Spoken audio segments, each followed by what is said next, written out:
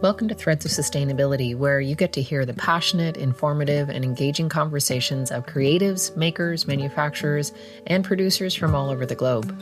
We explore what sustainability can look like in the quilting, fiber, and textile world, and I'm your host, Bridget O'Flaherty, also known as the Sustainable Quilter. Welcome to this week's episode. I am excited to talk to you this week and to share with you the conversation that I had with Bill Stearman.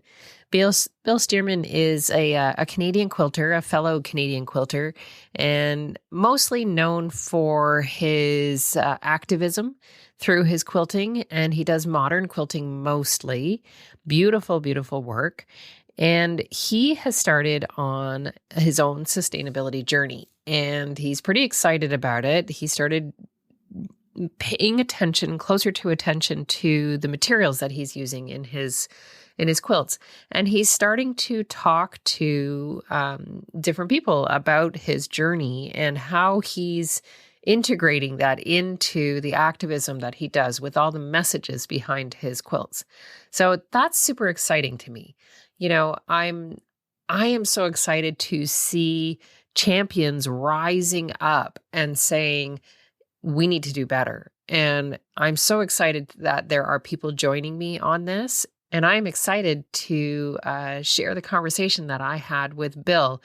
Bill and I probably could have talked for about 3 hours. We do talk somewhat regularly, and I consider him a good friend and an amazing sounding board and somebody that I can very, very easily talk to. So grab a cup of coffee, sit down or do whatever it is you do while you're listening to this podcast, because I'm going to invite you into our conversation. It's a really interesting one. I hope you enjoy it.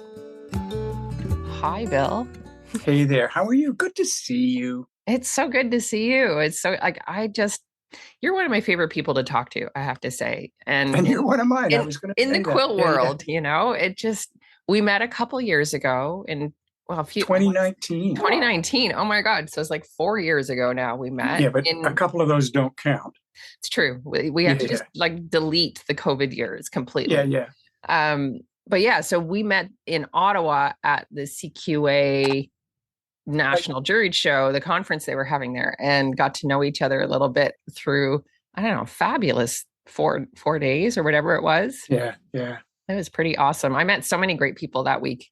It was a good week. Yeah, it really was. But it I don't know, it felt like this little, it was like a mini community that happened over 4 days, right? It's still exciting. Wonderful friendships with those people I met. It's Yeah, it really kind of solidified some amazing friendships. Yeah, I still talk to a lot of those people. Yeah, including you. Yeah, I know. Yeah. Welcome to Threads of Sustainability. And I'm really glad to talk to you about this, because you and I were on very separate journeys doing different things, but also kind of crossing over each other in some ways. And you invited me to come and talk to your guild. Was it last year or the year before? Oh, it was a while ago. A while ago. It would have been the year before, at least. Yeah. Okay. So I came and talked to your guild about sustainability and quilting. And since then, you've been doing your own stuff with that. I've been trying. Yeah. And really recently, some of the stuff you've done has gotten me totally inspired. And I have teenage grandkids too, who also, kind of every now and then raise their eyebrows and look at what I'm doing and, kind of question, because they're far more. That's what the excitement really is, Bridget. What do you mean by that? What do they raise their eyebrows about? It's the folks that are coming. It's our kids, because our kids care. Oh yeah, absolutely. But what do you mean by that? What are they raising their eyes about? Oh, they're just, raising their eyebrows about, where is this fabric coming from, Grandpa? And how much are those people getting paid? And, yes, you dye a lot of fabric, Grandpa, but how much water do you use when you dye that fabric? Oh, they're really asking the deep questions, the hard questions. They're challenging you. But they also are the hope. And I have such faith in them, in that whole generation. When they have mock elections at school, guess which political party wins every single time? I'm curious, which one? The Green Party. Really? Yeah, Interesting. because it really matters to young people. So I think if it matters to them, and for them it's desperate, Right. it's their future, Yeah. then it needs to start mattering to me. Yeah. And then I decided people seem to know who I am, and I seem to have some sort of, in a very small circle, I have influence. Yeah. And in that very small circle, along with the influence comes responsibility. And, there's that whole story about I was supposed to be dead a month ago because I was given Right. 2 years to live 2 years ago. Yeah. And then, because of liver cancer, and then managed to qualify for a transplant and got my daughter's liver. And now I have It's all 20 so years to live. amazing.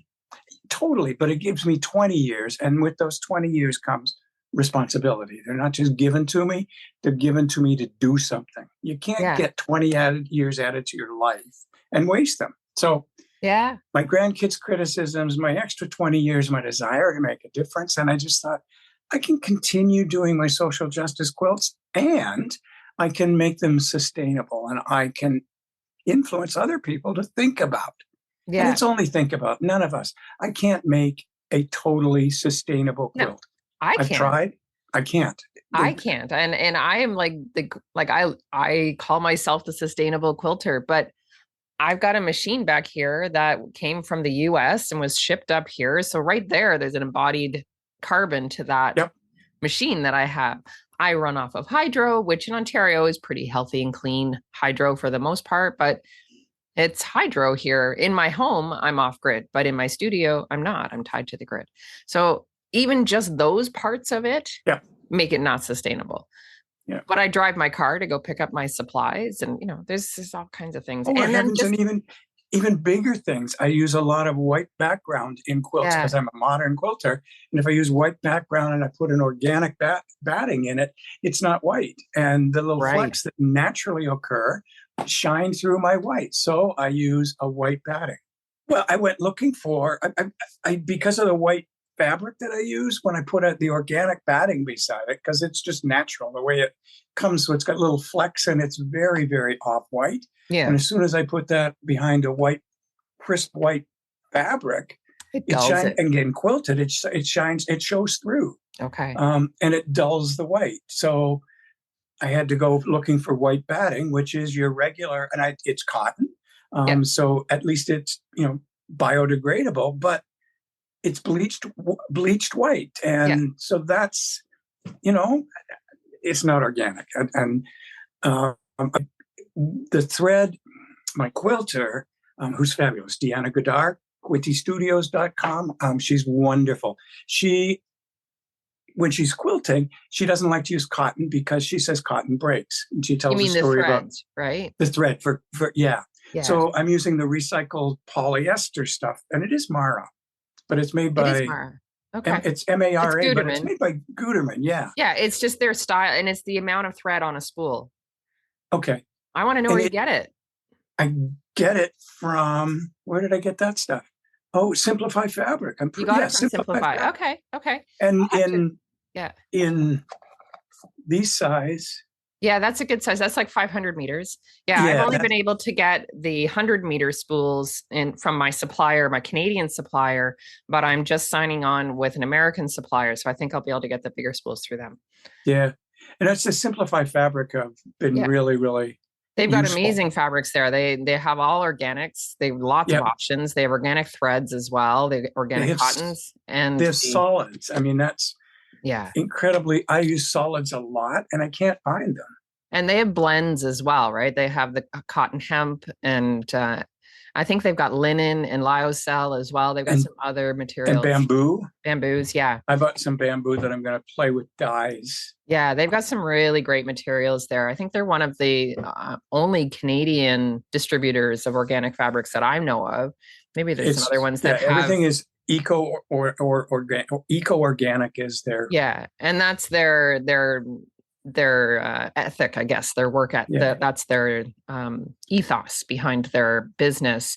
And I think there's other companies that probably carry certain lines and have a little bit of organics in their Monkland. I just got some cool cool stuff, color stuff from I think it's either Birch or Cloud9, but they carry it in it's Monkland in Montreal.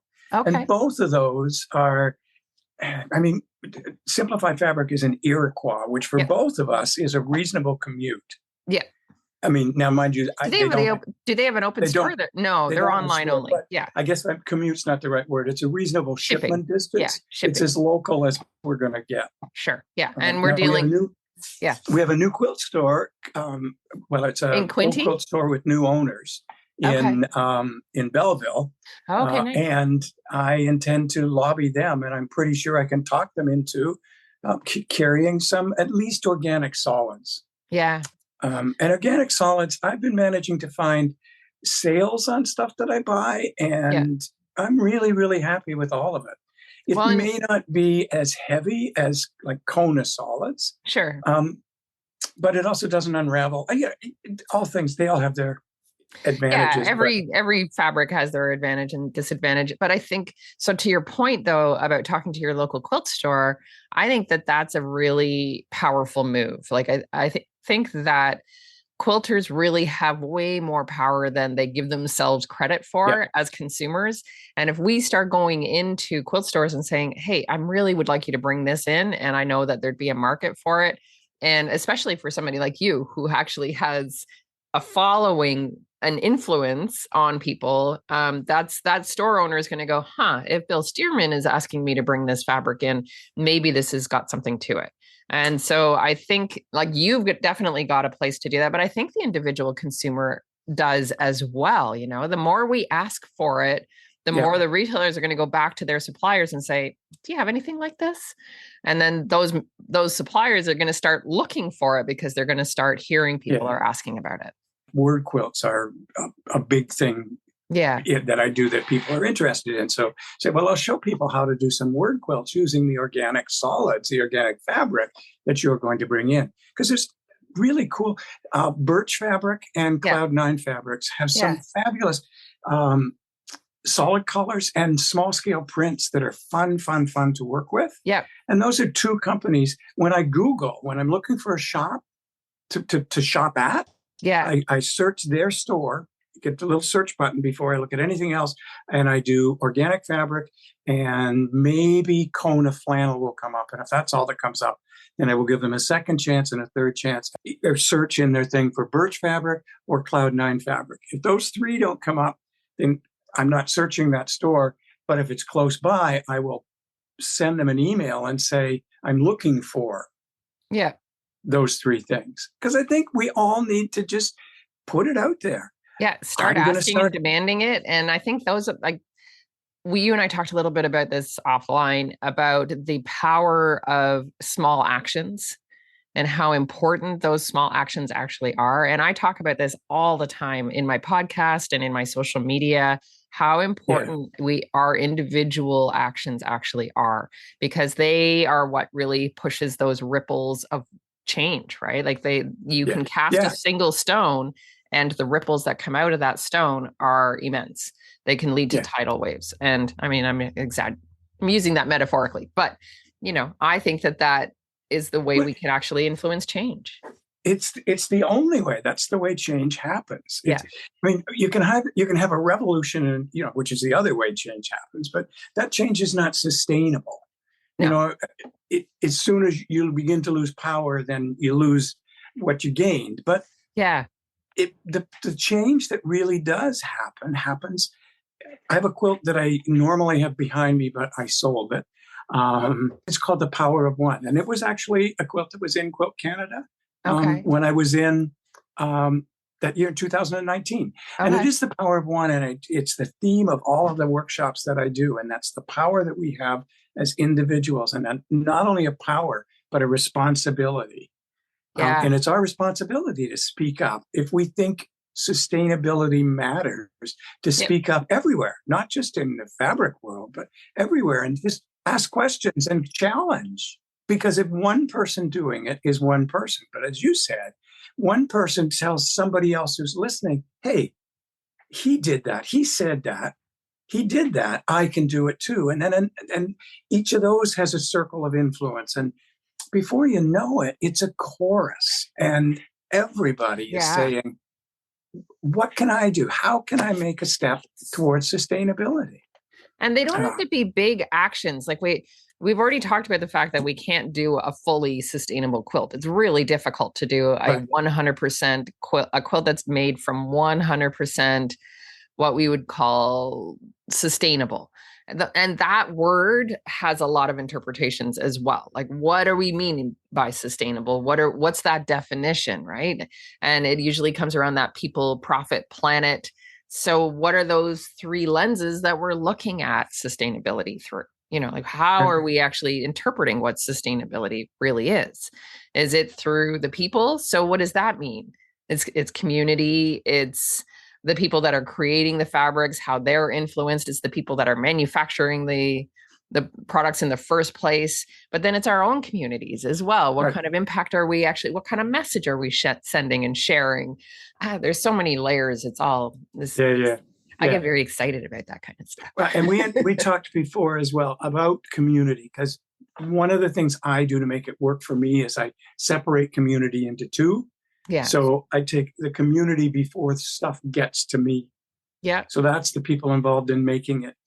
That's incredibly important to me. I want to know that they have health care, that they have medical care, or that they have education available to them, that they have the right to unionize, that they're, being paid a living wage, that they have all those things. And they're working in a healthy working environment. Exactly. All those things we take for granted, that those are available to them. But then I also think where I have influence is in this community here, the consumer end of things. Yeah. And so that's where the community that I focus on. And I'd like to see us be able to build that kind of a community. So that's the part that I think I want to work with and that I can work with. I can't control what happens in a factory, sadly, other than by my purchase. But that's what I was just going to say. You actually do have more power in that than you think, because if you're going to choose, you got two cottons sitting in front of you, and one of them is a certified global organic textile, the GOTS certification, and the other one is not, and you have no idea of what happened to it while it was being produced. Right. By choosing that organic fabric, you actually do know that the social context of the people who are working has actually been considered in order to get that certification. They can't get the certification if they don't have the right supports and they're not meeting the thresholds for safe workspaces and healthy materials that are being delivered. Sometimes the GOTS even go and get the OEKO-TEX certification on top of that, which means there's no harmful substances in the production of that product at all. And so there's other layers that we can start to look for that do make actually a huge difference as a consumer to the production side. So we can actually influence both. And I think that's kind of what I'm saying, only I'm saying I can't directly influence what's happening there, but over here I can get 5 people who are watching this who are going to say, hey, I'm going to look at labels on the cotton that I buy. And if I can buy organic, I will. So, besides my own purchases, it's the purchases of those 5 people and the 5 people that they talk to. So, that's how I think, because I've only got 20 years, that's all they gave me. So that's I got to use them wisely. Yeah. I've been doing my ancestry lately, and I signed up for ancestry.com and did the DNA test. I haven't got the results back yet, but I'm really excited about it. But I also know in my family history, as I'm starting to put some stuff together into my family tree, my ancestors lived into their 90s and hundreds. I got like another 40 years left. I'm good. I'm pretty excited about what I get to do for another 40 years. My grandparents lived well into their 90s, and most of my family have as well. But that's still, even into their 90s, only gives me 20 years. Because I've got a few years on. You're a bit older than me. Yeah. Okay. And that's okay. You've had a big full life so far. I'm not old yet. No. No, you are not. There are things that have kind of slowed down, but not. COVID's really helped in that. It kind of made us all slow down, right? Well, not just the slowing down, because I didn't slow down. Right. In work-wise, I didn't. But okay. I can't. That's the other thing, too, that makes us very different is you keep talking about slow stitching as a way to slow down and the importance for people slowing down. Yeah. I'm neurologically diverse. I love that I have a label. Yes. I live with ADHD. For me to slow down is mental cruelty. Right. It is absolutely, for me to do slow stitch, after like 20 minutes, I can literally scream or strangle someone. Right. It's just so stressful for me. Then don't do that. Well, no, I think what's important is that everybody find their way to center themselves. Absolutely. And I think that's the point behind slow stitching, and mindful stitching is really, I think, a better term for it, because mindful stitching doesn't have to be sitting with something on your lap and sewing it by hand. Right. Mindful stitching is about paying attention to what you need and what fills your cup and how your soul is actually given a chance to breathe. And whether that is going out and jogging 5K or baking or gardening or stitching quilts, doing modern quilting, doing quick quilts, pulling things together, whatever it is, it doesn't really matter. It's making sure you know what your mind needs. It's when I get into that space where there is nothing else, there is only the joy that is coming from doing what you wanted to do. I mean, when it's working and everything is just, it's incredible. I can feel my shoulders drop. I can feel everything just settle in. But I get annoyed because everybody does it. And when I was sick, everybody would say, "Oh, slow down, don't do so much." And it's like, fortunately, my doctor said, do what you're comfortable doing. Right. And that's because I'm different. I'm not, and I'm not alone. There are lots and lots of people. It's like, you wouldn't tell a blind person to read the roadsides more carefully. I guess what I'm saying. And people, when I was sick, told me all the time, and I kept, I finally just I didn't listen to anybody who said that, because people who know me know, I'm not going to. I will, and I'm not going to do what I can't do. Yeah. You learn when you're 70-something years old to listen to your body. And COVID helped me to be able to do that. Yeah. I was incredibly productive, though, because I didn't have any other distractions. Right. Yeah. And I chose, in order to survive it, to put my energy and my excess energy into my work. I think, most of the quilts that were in the show I just had were from that time period. Okay. Tell me a little bit about some of those quilts. Oh. Because you are what we call an artivist, right? Like, you are an artist activist. You have a message in every quilt. Thank you for that term. Yeah. The term that's being used in my own community is craftivism. And I will grab that one as well, because it's bringing in a lot of people. And we've got a group starting actually on Monday evening that is going to work on some craftivism. I'm starting the first group with quilting. Nice. Quilts that I've done. Right now, I'm focused on I'm focusing on me. I mean, and I always have. Nice. I have issues with depression, and on and off, and particularly in January. February, oh my gosh, it's doing wonders for my depression with the sun all shining the way it is. But that's good. It's good. Yeah. Depression, suicide. I mean, it sounds awful in quilts, but I hope people will go and check out Instagram. I don't have them on my blog yet, but those were topics. I'm incredibly, incredibly concerned with what's happening in the U.S. at the moment in terms of loss of rights, human rights, women, gay folk. It's awful to see what's happening. And we're so close and so easily influenced. And I have this incredible fear that it will happen here. So that's become a focus for. So how do you represent that kind of feeling, concern, fear? How do you represent that in a quilt? Like how do you decide what's going to become that message? How do you work through that? It's interesting because I often hear people say a work of art should stand by itself. And I don't disagree with that. I think my quilts stand by themselves as works of art. But with each of my quilt goes a story. Sure. And it might be, and I love the fact that most people limit that to 50 or 100 words, because that's helped my writing immensely. Right. You have to be succinct and clear. You have to be clear in a short amount of words.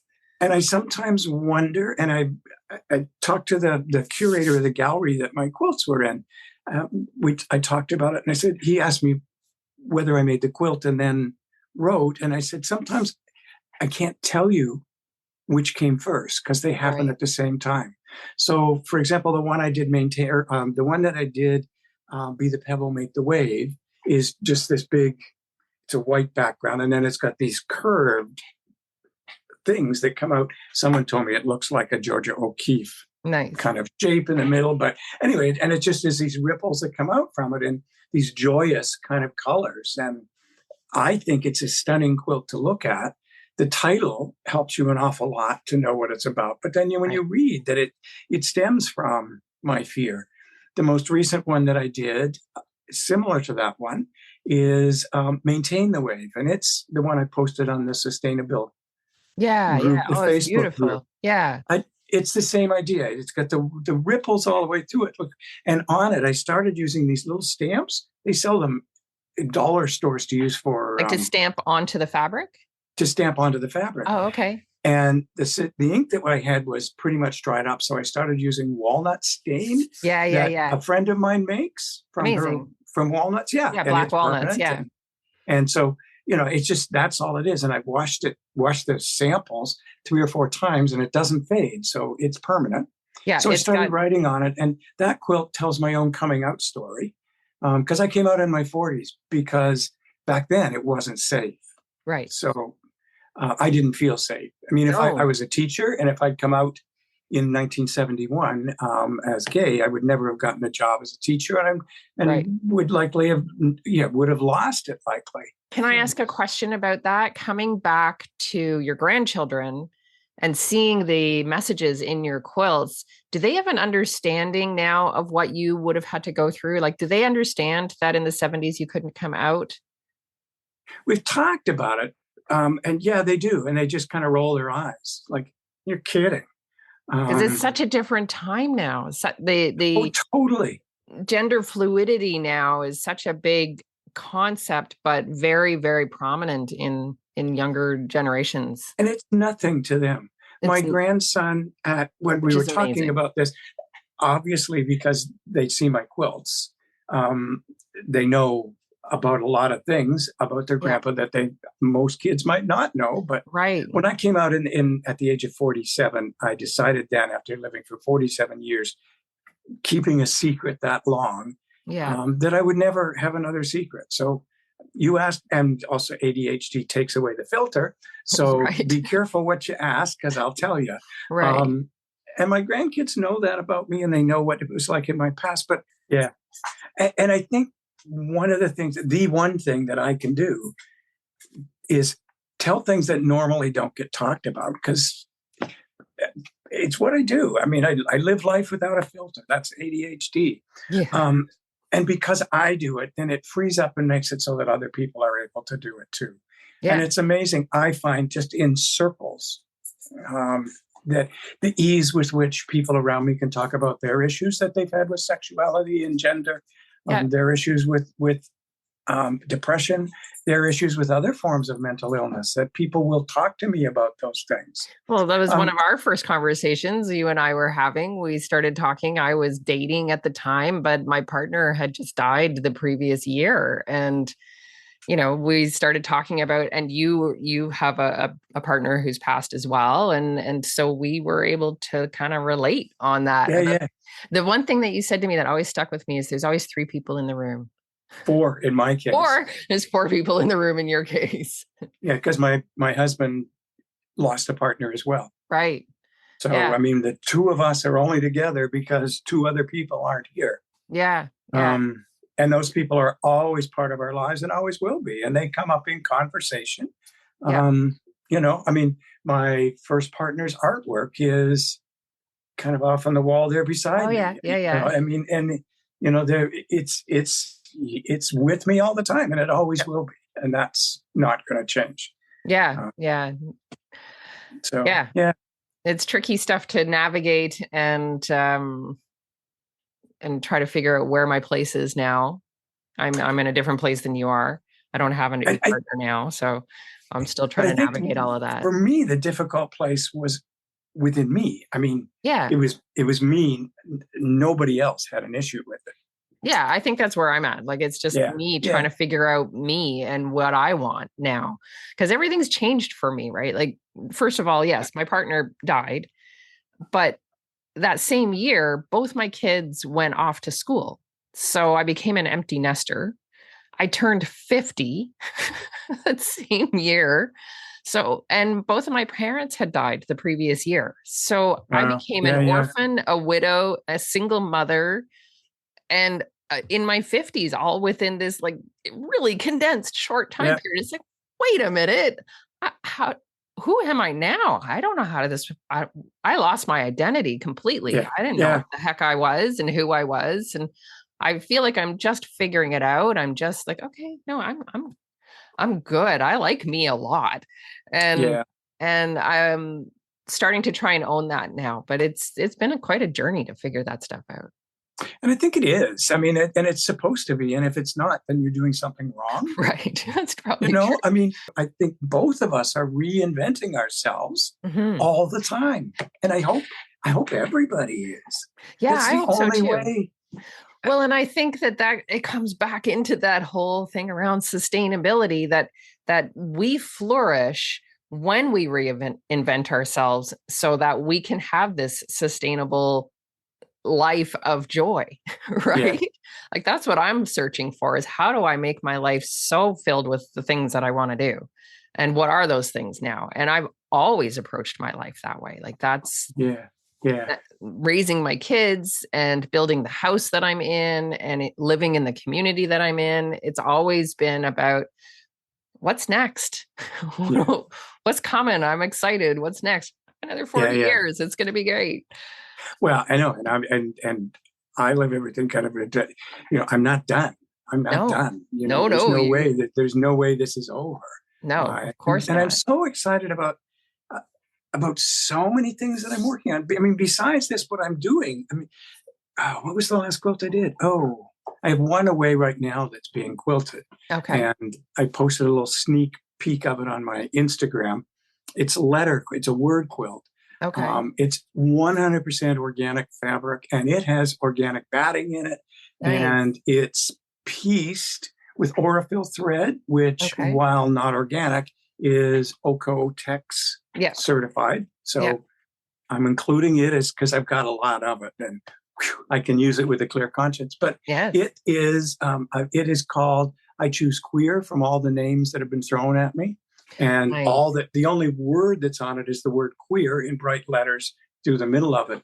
And then it's flying geese, all the rest of it.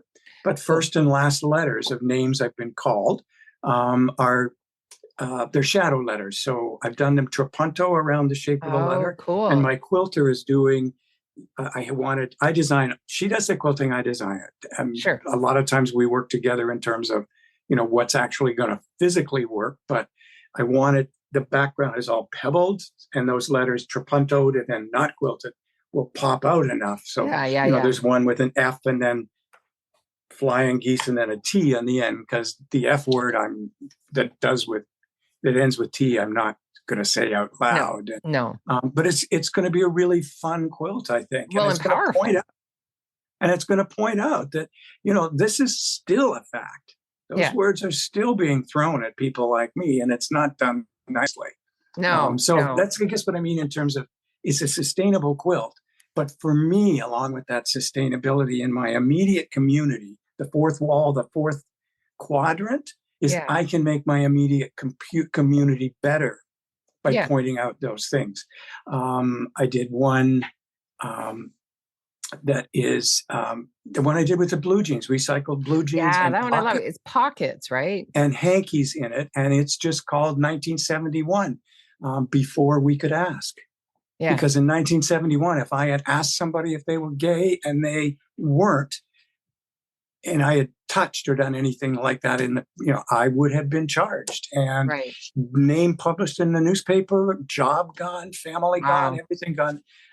And I think it's really important. It's a sustainable quilt. It's got, I used Aurifil thread The quilting of it is not. The quilting of it is Okay. done with really heavy weight Right, because thread of the just jean to hold material. it. Yeah.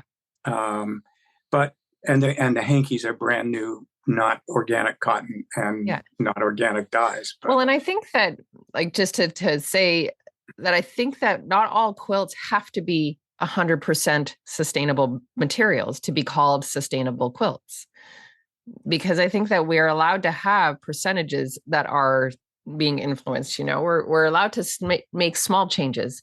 Like, you yep. just using the upcycled materials is enough. That's enough. It doesn't have to be all or nothing. Yeah, I felt terribly guilty though with the upcycled materials. I think we have to be really cautious of. I bought it in I bought 2 pairs of blue jeans because I didn't have enough color. Yeah. The quilt artist kind of guy, and was looking Sure. at it and said, "Oh my God, I don't have enough color in these blue jeans or these Right. jeans." I had blue and black and shades of blue and shades of black. And so anyway, so we went across the road to a little, I think Hospital Auxiliary or one of those used clothing stores, and saw 2 pairs of jeans, didn't look at sizes, didn't look at anything. One was brown and one was off-white. Okay. Said, oh, those are the colors I need, grabbed them, went to the checkout. The guy in front of me at the checkout was there with a shopping cart that he lives with, that is his home, that carries all of his stuff in, and he was buying stuff as well as me. And I thought, I'm buying clothes that he or someone could be wearing. And I'm cutting them up to make a quilt. So I just put that out there as we need to think about that in terms of sustainability as well. That on the other hand, there's a step in between that I should be taking his stuff when he's through with it. Maybe. On the other hand, the amount of textile waste that the individual Canadian, North American produces and puts into landfill, it's like 80 pounds each per year. It's an enormous amount of textile waste. Yeah. So these reuse centers and recycle centers, they get to a tipping point, right, where they can't take any more clothing in, and it goes to textile waste, and it goes off to Malaysia and ends up in their landfills because it goes into other places from North America. We don't see it in our landfills. It gets shipped out. Right. And so I don't think that you should qualify your purchases that way. I mean, obviously you're allowed to do whatever you want to do. And I'm not trying to tell you necessarily what you should do, but I think that we also need to remember this bigger picture, like step back from that moment that you were in, which was something that made you go, oh, wait, what am I taking away from somebody else? But that overall big picture of textile waste is enormous. Yeah. And you taking those jeans to use in an art quilt that are going to be speaking to people is an important step. It's an important message. And it's no less significant than the purchases of somebody who is needing that for clothing, because there is more clothing out there. Yeah. Oh, no, I'm not. I'm just saying it's something, it made me think. And I think it's something we all need to think about. And I think, go back to the same shop at some time and say, when you're ready to throw things out, will you call me? Yeah, that's an awesome way to do it. Yeah. Because instead of it becoming landfill. Yeah. Because even, the stuff that they send when they send to be made into rags. And I think you were the one who pointed out to me that if it wasn't you, it was someone like you, that most of that stuff never gets made into rags. It ends up. I don't know about that, because sometimes it does end up in landfill for sure. The textile waste is really awful, but I also was in Princess Auto recently, which is in Canada. It's a big chain store where you can go in and buy any kind of trade tool that you might need for just about any and auto parts, all kinds of trade stuff, tools that you might need. And I was in there because my kids are mechanics and carpenters, and they had a bin of rags, and it was all made from upcycled t-shirts and jersey materials, and there were bags and bags and bags and bags and bags of them. So whoever is doing that is doing an amazing job, because they are all upcycled materials. Cool. It is not new material at all. That's wonderful to hear. Yeah. So I was pretty excited by that. So there are small things starting to happen around the textile waste, but it's still such an enormous problem. We are so far from having fixed that. Yeah, I think that there's a long, long way to go, and there's lots of room for changes. And we still haven't figured out the right path yet. And I think that all these different producers and people out there with great minds are starting to try different things. I think different textile companies are trying different things to see what works. We haven't found it yet. On the recycling and upcycling side of things, we haven't figured it out yet. Yeah. Well, and I'm trying different things too with fabric I don't want anymore. And I'm finding fabulous people to give stuff to. Yeah. I have fabric that sits in my stash that, I've had for years and years, and I'll never use it. It's fabulous. And when I bought it, I know why I bought it. Yeah. But I'll never use it. That's not where I am, and I'm not going backwards. So I passed it on to a church group that makes quilts for homeless people. And they're just tied quilts, but I don't care. They're warm. And the fabric's being used the way you want it to be used, instead of just being thrown out or sitting on your shelf taunting you. And it's very pretty.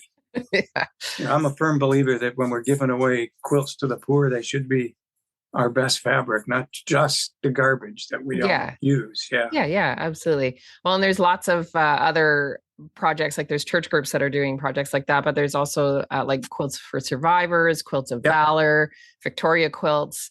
Those are all amazing places to send blocks and quilt tops to. I want to take a minute here to thank you for listening to the Threads of Sustainability podcast.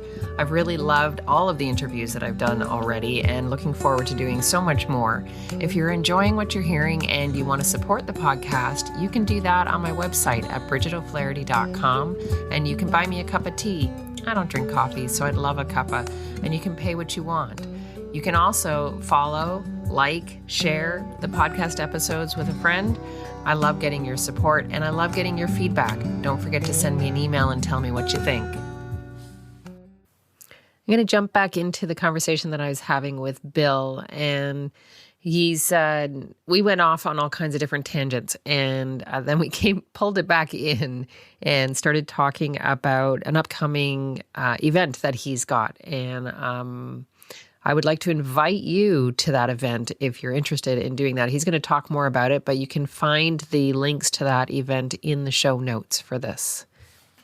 And I think I'm doing a new presentation, and if it flies, if it's decent, we're doing it in the 27th. And if it's a decent sort of thing, then I'm going to take it on. I've already got 2 people interested in it. So excellent. Tell me about that talk. Tell us about that. It's just kind of what I know, what I've learned about. It's just called Toward Sustainability in My Quilting. Okay. And it's just going to talk about stuff we've talked about, like how I go about finding supplies, finding sources, understanding the differences in fabric. I had no idea the difference between poplin and quilting cotton and grams per square inch, and I had a rough idea with thread counts, but I've kind of come up with standards that I won't go below this grams per square inch or square meter because it's too fine, it's too gauzy for me to be able to use. So just share some of that kind of stuff. Website and links to you and your work. And I'm going to start a list that I don't know where I'll compile it, but I'm going to start a list of shops, Canadian shops for me, that cater to people that carry organic fabrics. Hey, we could put that into the sustainability and quilting and textiles Facebook group. We could put a file there. And I'd like to keep a Canadian one separate. So we can start them for all of the countries that are represented there. But because that's part of sustainability too,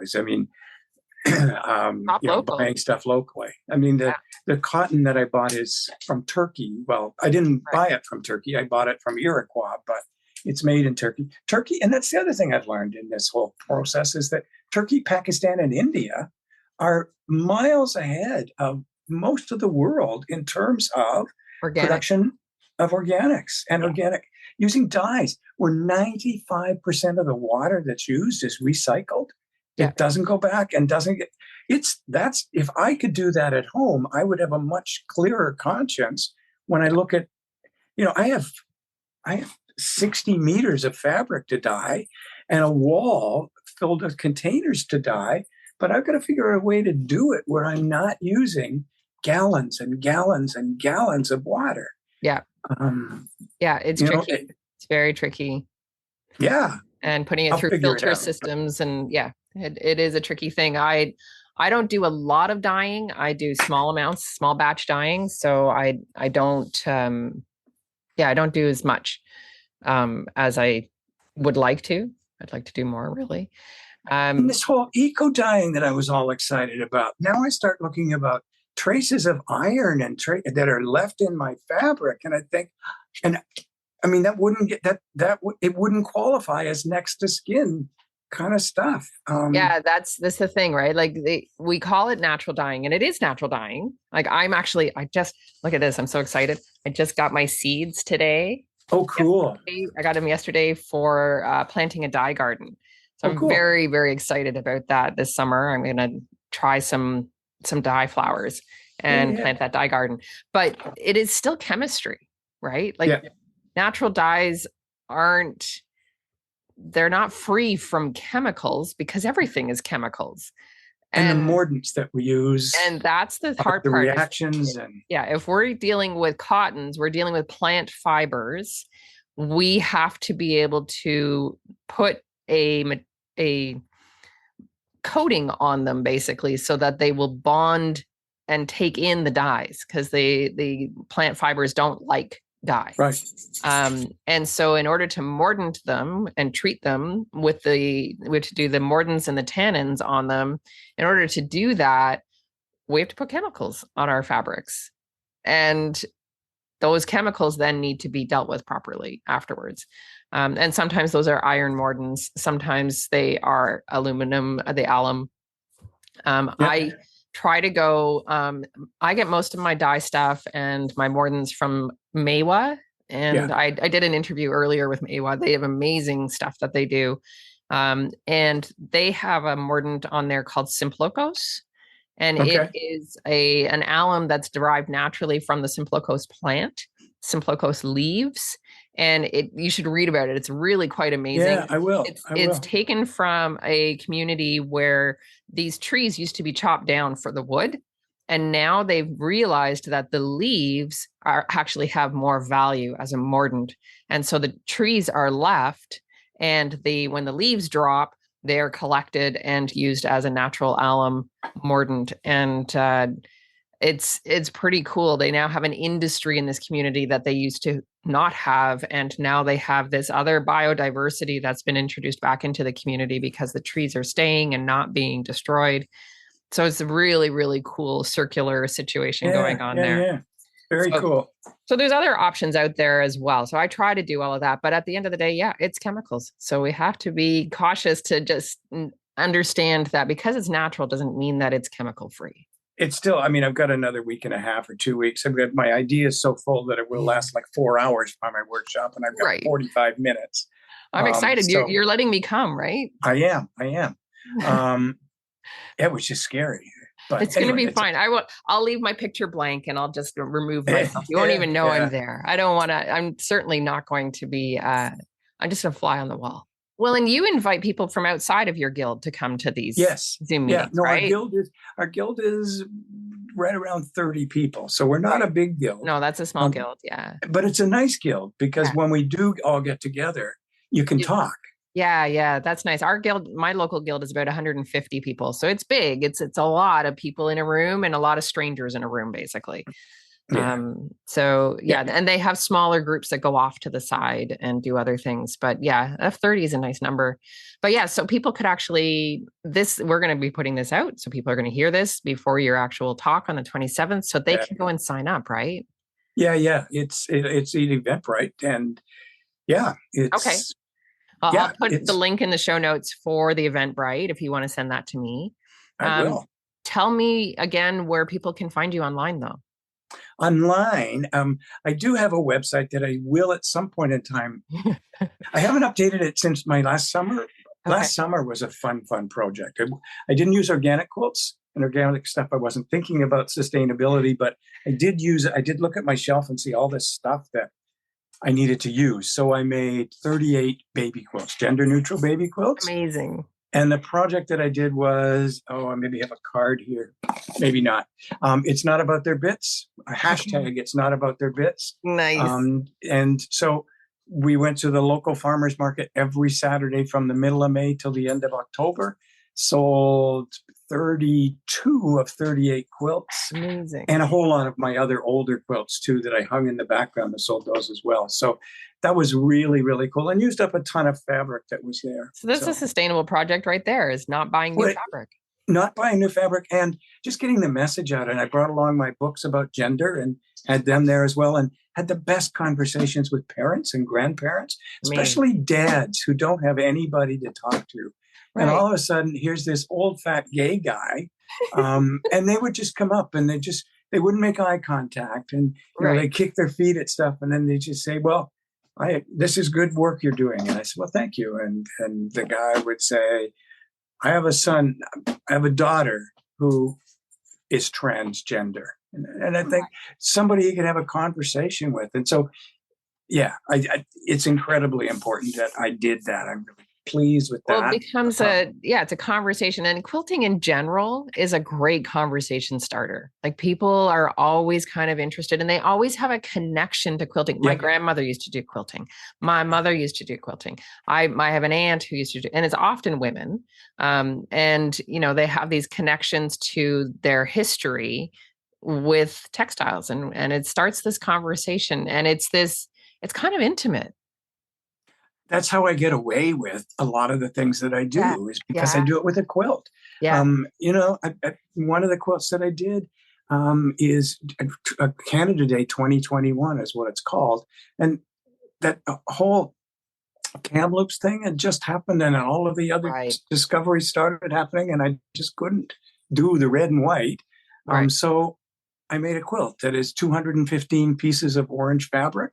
And it's quilted with the text from the United Nations definition of genocide, which came into effect in 1951. And that's incredibly moving and incredibly powerful. Really powerful. Yeah. But because it's a quilt, there's a comfort to it as well, because you can wrap yourself in a quilt. Yeah. And I've done 3 quilts that are wall quilts. Everything else that I do, for me, I want people to be able to wrap themselves in it, so that when I talk about systemic white racism, it's a quilt, and it's a beautiful quilt. So it's a dichotomy, right? It's a dichotomy, and it's a comfort. There's an interest because of that comfort, and then there's a message that's a little uncomfortable. And the comfort always at the end comes back. I mean, you get away with it. But what had started this was my website. That's when my website was last updated. And so none of the quilts that are in my show, the quilts from the show are all at 2gallery.com. And there's still some of those. Thank you so much, Bill, for this conversation. And oh my God, I probably could talk to you for another 3 hours steadily. Well, we'll just do it again. Thank you. I've enjoyed this. I've done this 3 times in a podcast, and this is the easiest I've ever done, just because you're so easy to talk to. I hope you enjoyed that conversation. I felt like I was sitting on my living room couch having a cup of tea with Bill and just chatting. And then I got to listen to it all over again when I did the editing for this and sharing it with you now. It was a really, really lovely conversation. I am so honored to know Bill and to be part of his life and part of his journey. And I am so proud that he is taking up the charge around sustainability as well and starting to speak to people about what they can do in their lives. So I hope you enjoyed that. And you can find the links to the event that he is going to be speaking at in the show notes. And I hope that you join us there. If you're interested in a community that engages with sustainability in quilting and textiles, you can join the Learning Hub at BridgetO'Flaherty.com. There you will find memberships, online courses, supplies, and resources for sustainability and my textile art. You can also book me to speak with or teach your group. You can find me on social media at The Sustainable Quilter. Don't forget to comment, like, and share, and to follow me on your favorite podcast app so you won't miss an episode. Thanks for joining me, and I'm so excited to share this journey with you. Until next time, happy stitching.